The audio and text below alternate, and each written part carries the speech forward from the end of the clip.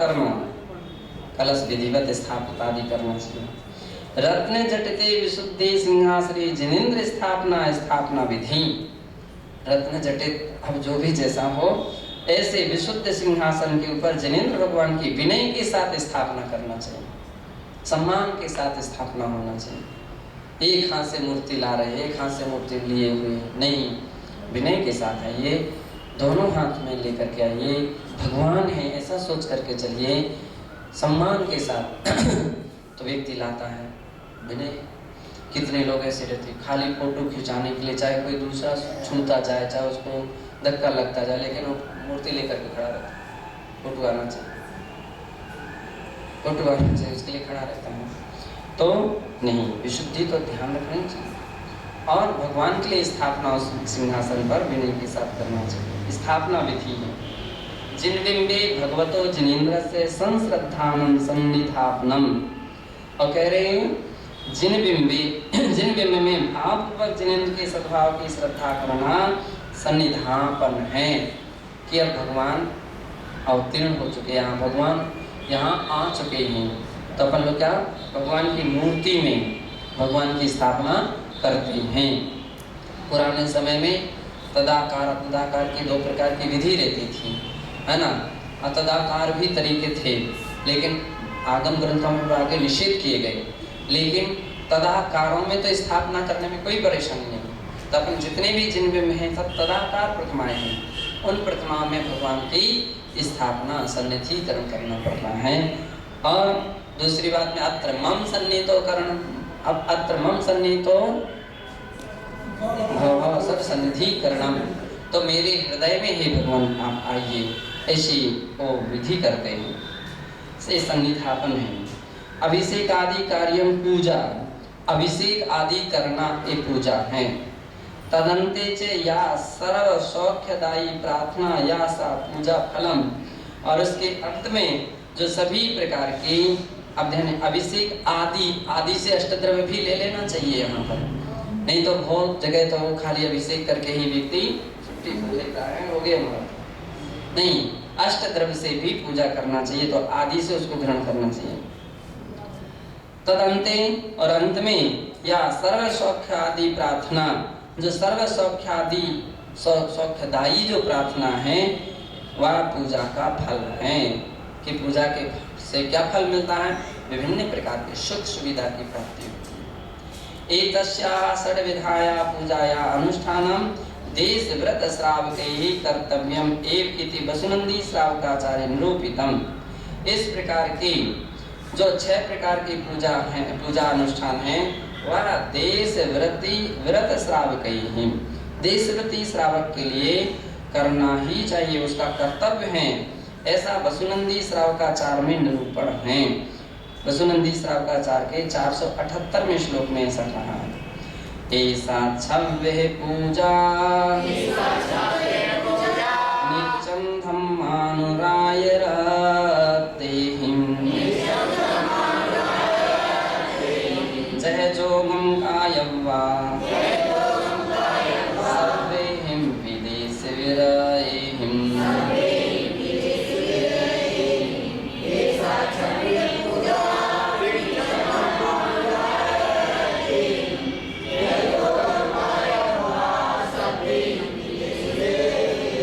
इस प्रकार के जो 6 कर्तव्य से युक्त 6 प्रकार की पूजा हैं, उसको नित्यम धम्मानुराय रतेहिं, धर्मानुराग से रक्त होकर के, कोई किसी को दिखाने का प्रयोजन नहीं है, किसी से प्रशंसा पाने का प्रयोजन नहीं है, किसी को रिझाना का लक्ष्य नहीं है, भगवान के गुणों के अनुराग वश ये पूजा की जाती है। और लोगों का कभी आप देखना, बहुत सारे लोगों का दृष्टिकोण ही चेंज रहता है, उपयोग ही चेंज रहता है, भगवान की ओर कम और लोगों की ओर अधिक। कितने सारे लोगों को आप देखो, भगवान को कम देखते हैं, देख ही नहीं पाते हैं, और उनका ध्यान किस पर रहता है, उनका ध्यान हाथ बजाओ, ताली बजाओ, नाचो, गाओ और बोलो और जोर से बोलो,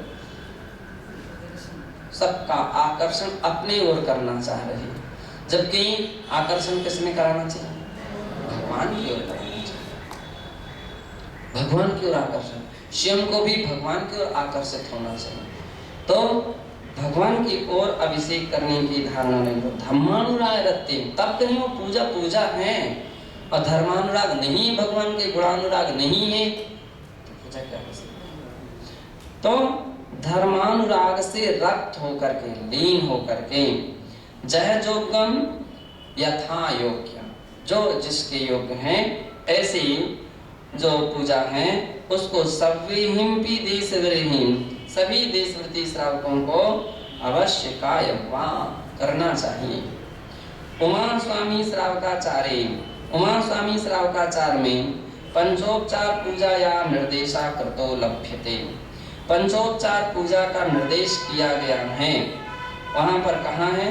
श्लोक नंबर 147 और 48 में आवाहनम च प्रथमम तथा संस्थापनम परम सन्निधिकरणं कृत्वा पूजनं तदनन्तरं ततो विसर्जनं कार्यं तथा क्षमापणामता पंचोपचाराप्यचितिः कर्तव्या हीति सज्जने।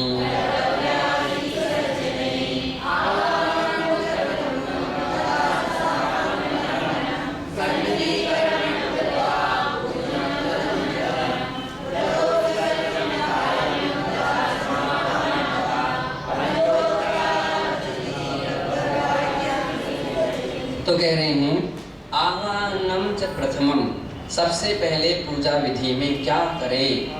तो आवाहन करे। क्या करे? आवाहन करे। तथा स्थापनम परम, और इसके बाद फिर स्थापना करे। सन्निधिकरणम कृत्वा, और इसके उपरांत सन्निधिकरण करे, और इसको करके तदनंतरम पूजनम, इसके बाद अष्टद्रव्य से पूजा करे। तो इस प्रकार की पूजा करें। ततो विसर्जनम कार्यम, और अष्टद्रव्य से पूजा करने के उपरांत क्या करे? विसर्जन रूप कार्य को करें।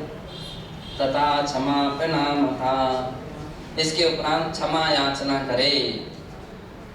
क्षमा याचना की विधि है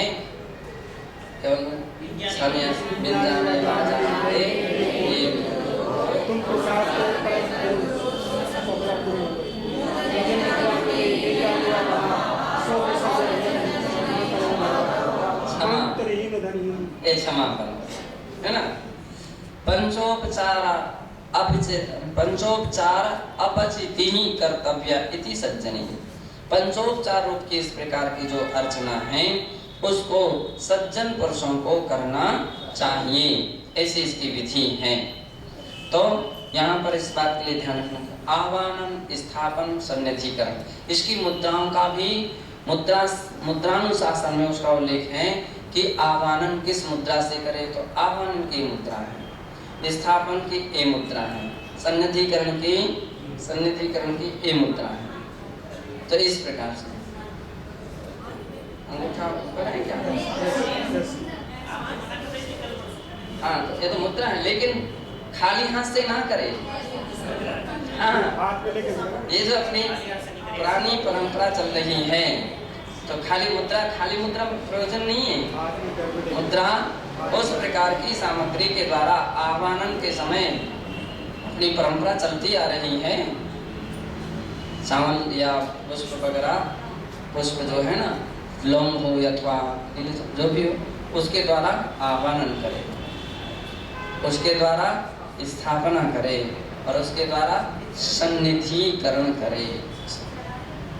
लेकिन इसके बाद पुष्पांजलि से वेद का कहीं उल्लेख प्राचीन ग्रंथों में नहीं मिला, ये बाद में फिर जोड़ा गया है। तो वो विचारों में लोगों के अंदर भेद आए हैं। तो इस प्रकार की पूरी विधि है, ऐसी प्रक्रिया करना चाहिए। अभी आता है वो सारा प्रकरण। अन्यत्र नवांगी पूजा भी विधीयते, अन्य ग्रंथों में 9 प्रकार की पूजा के 9 अंग हैं, ऐसा भी कहा गया है। यथा अभिषेक, आवाहन, स्थापन, सन्निधिकरण, अष्टद्रव्यार्चना जयमाला जाप्य शांति विसर्जन पाठाश्चेति। ये 9 अंग हैं। कौन कौन? पहला अभिषेक, दूसरा आह्वान, तीसरा स्थापन, चौथा सन्निधिकरण, पांचवा अष्टद्रव्य से पूजा, छठवां जयमाल, सातवां जाप, आठवां शांति पाठ, नौवां ये 9 प्रकार के भी अभी जो वर्तमान में प्रचलन चल रहा है वो पूरे 9 अंग सहित जैन आगम में पूजन का विधान होता है और वो पूजन होती है। देव श्वेतांबर लोग दूसरे प्रकार से नवांगी, उनके यहाँ भी नवांगी पूजा की जाती है। तो 9 अंग उनके 9 जगह तिलक लगाते हैं, टिप्पी लगाते हैं चंदन से, वो नवांगी कहते हैं। तो वो 9 अंग नहीं है, 9 अंग पूजा के हैं। एक पूजा के 9 प्रकार के अंग हैं और इन अवसरों पर मान ली ऐसी प्रकार की पूजा में इन 9 अंग हैं। उस अंग सहित की गई पूजा है। अंग रहित तो विकलांग हो जाएगी पूजा, तो कोई भी उसमें छोड़ा जा सकता नहीं। ऐसा नहीं हो सकता है कि भैया अभी शांति पाठ नहीं पढ़ सकते, विसर्जन नहीं कर सकते, नहीं, विधि से करना है, पूरे 9 अंगों सहित पूजा करना।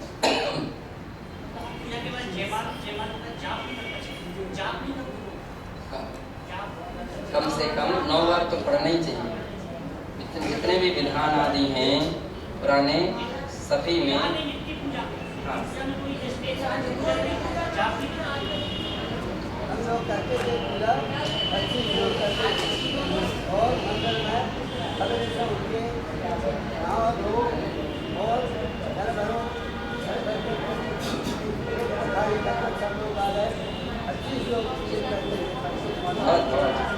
इसलिए महाराज बन गए, इसलिए मुनि महाराज बन गए, 40 साल किया उसी का फल है।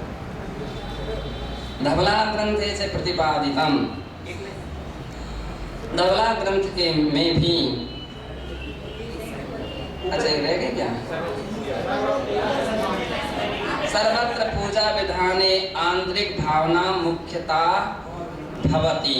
एक बात को ध्यान रखना, सभी जगह पूजा विधान में जो भी पूजा जो भी तरीके से करे, जो भी पद्धति से करे, जो भी अंग के क्रिया करे, आंतरिक भावना मुख्यता भवति। आंतरिक भावना उसमें प्रधान होती है कि उसमें आपकी परिणति, आपके मन आपका कितना निर्मल हो सकता है, आपका कितनी विशुद्धि हो सकती है, आपका भगवान के गुणों में कितना अनुराग जग सकता है। तो उस समय तो वो भाव भी प्रधान होता है। कई बार सामग्री नहीं रहती है, खत्म हो गई, कुछ भी हो गया, आकुल व्याकुल मत हो, जो है उसी के साथ भी भावों को तो निर्मल करो।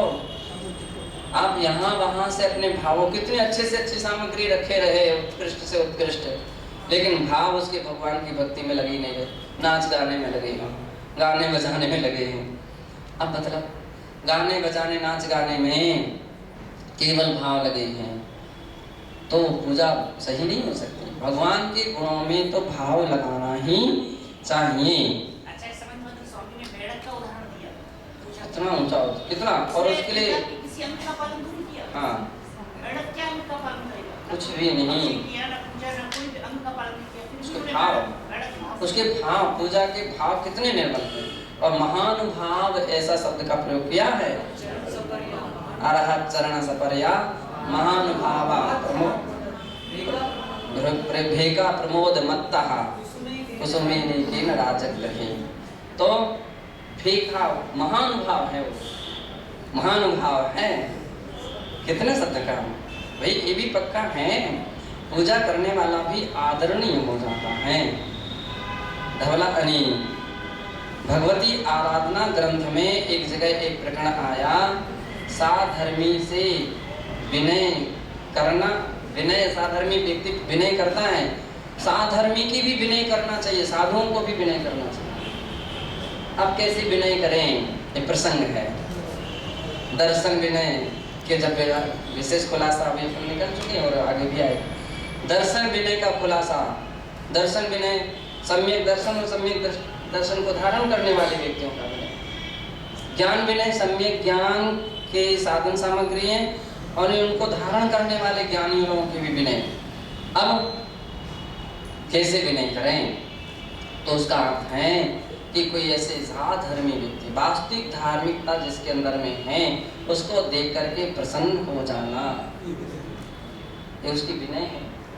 उसको आशीर्वाद दे देना, ये उसकी विनय है। अथवा क्या नाम से, मान लीजिए कोई ज्ञानी है, उसको आकर के बैठने की, फिर पर टीकमगढ़ में ऐसा प्रसंग आ गया कि कोठिया जी थे, कुलपति थे अपनी सिद्धांत वाचना के। किसी प्रसंग बस हम लोगों ने ध्यान नहीं दिया, पंडित जी अब आ गए हैं, तो ऐसा एक दिन हुआ, 2 दिन 3 दिन, ऐसे 2-3 बार ऐसा हो गया होगा। इस बात के लिए फिर सबको याद दिलाया कि भाई ज्ञान विनय का तात्पर्य क्या है। फिर उसका खुलासा सब हुआ और प्रसन्न हो जाना, आशीर्वाद दे देना, आइए ऐसा कह देना, बैठिए ऐसा कह देना, ये भी विनय है। अब इसमें कोई आप मुनि व्रत का कोई विनाश नहीं हो गया, मुनि व्रत का कोई दोष नहीं लग गए हैं, इतना तो कह सकते हैं, इतना कर सकते हैं। हमने कहा ये तो बिल्कुल बहुत अच्छी बात है, इतना तो कर ही सकते हैं, इसमें क्या परेशानी। तो ऐसे प्रसंग आते हैं, कभी ऐसे प्रसंग आ गए तो अपन को ज्ञान भी नहीं है, सम्यक ज्ञान के प्रति जिससे क्या हो गया, उसके लिए भी उत्साह जागृत हुआ, है ना। तीसरी, अन्य आम व्यक्ति के अंदर में भी, आज अपन देखते हैं कुछ भी अपन नहीं देते तो दूसरे लोग भी क्या शिक्षा क्या विनय रखते हैं, मतलब पंडित की आम सम्यक दृष्टियों की क्या आदर, क्या खुशी, क्या उसमें खुशी रखना चाहिए। कोई व्यक्ति पूजा करके आ रहा है, पूजा कर रहा है, बहुत बहुत अच्छा काम किया, आहार दे करके आ रहा है, बहुत बहुत अच्छा काम किया, स्वाध्याय करके आ रहा है, अरे यही उसकी विनय है। आचार्य महाराज एक मेंढक के लिए महानुभाव कह सकते हैं, तो हम तो कोई मनुष्य के लिए महानुभाव कहें, धन्य है हे महानुभाव, धन्य तुझे जो तुम भगवान की पूजा करके आ रहे हो। अपन लोग तो कुछ बिगड़ता नहीं है। तो यहाँ ये कह रहे हैं कि आंतरिक भावना मुख्यता भवति, इन सब में आंतरिक भावना मुख्य होती है। ततः वे पूजा सार्थका न भवति, आंतरिक भावना के बिना की गई पूजा है वो सार्थक नहीं हो सकती है, ऐसा धवला ग्रंथि से प्रतिपादितम। इतना और ले लें, इतना ले लेते हैं। धवला ग्रंथ में भी कहा है, प्रातावजड़ो संग वंदनाये परिणीयाणम जीव जीवाणम पावस्य पणाशनो वीरायत्तस्सा भाव भाव प्रसंगादो।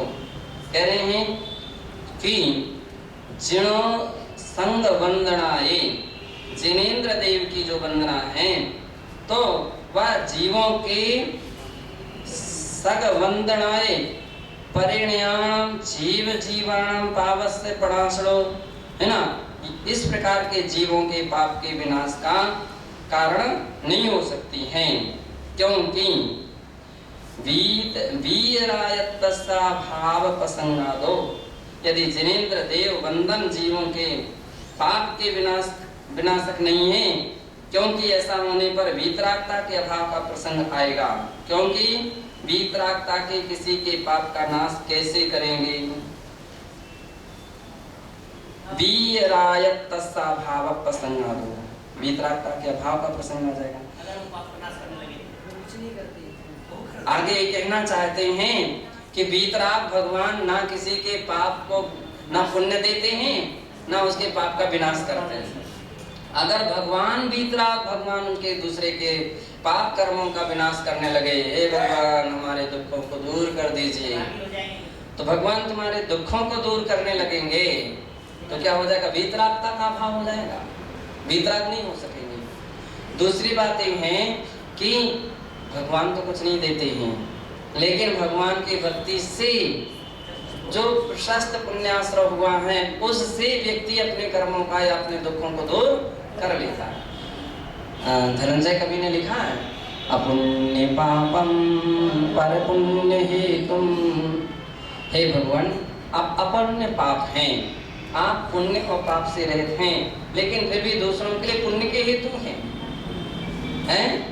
आप तो किसी के लिए सुख दुख नहीं देते हैं, आप किसी के लिए स्वर्ग नरक आदि नहीं देते हैं, कोई भी किसी भी प्रकार का कुछ भी उसके कष्टहारी नहीं है, लेकिन आपकी भक्ति के प्रसाद से, पवित्र भावों से, परिणामों से और अपने द्रव्य भाव से की गई पूजा अर्चना से भक्त लोग क्या करते हैं, दुखों को दूर कर लेते हैं।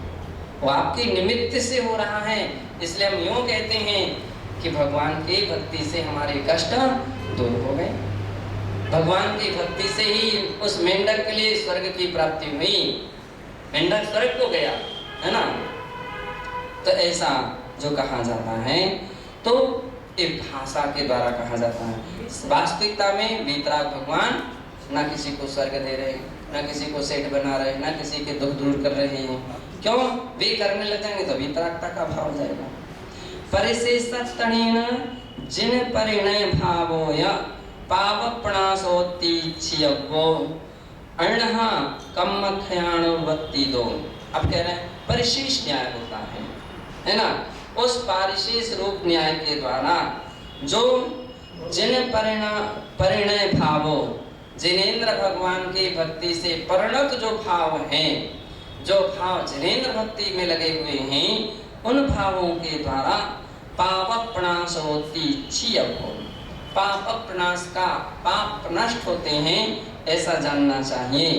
अगर भगवान की भक्ति से, भक्ति में किए गए भावों के द्वारा पाप नष्ट नहीं होंगे तो फिर कम्मखयाणुवत्ति दो, कर्मों के क्षय की अनुत्पत्ति हो जाएगी, कर्मों का क्षय भी नहीं हो सकेगा, फिर तो भगवान की भक्ति बेकार हो जाएगी। जबकि भगवान की भक्ति भी यदि कर्म भक्ति जनवराणम खीयदि जम भोवे संचयम भवम। जिनेन्द्र भगवान की भक्ति पूर्व संचित कर्मों को खीयदि नष्ट कर देते हैं, नष्ट कर देते हैं। तो लेकिन वो कब करते हैं? वैसे भक्ति रूप व्यक्ति के परिणाम हो तभी वो नष्ट हो सकते हैं, भावना हो तो फिर नष्ट हो सकते नहीं है, ऐसा जानना चाहिए। इसके आगे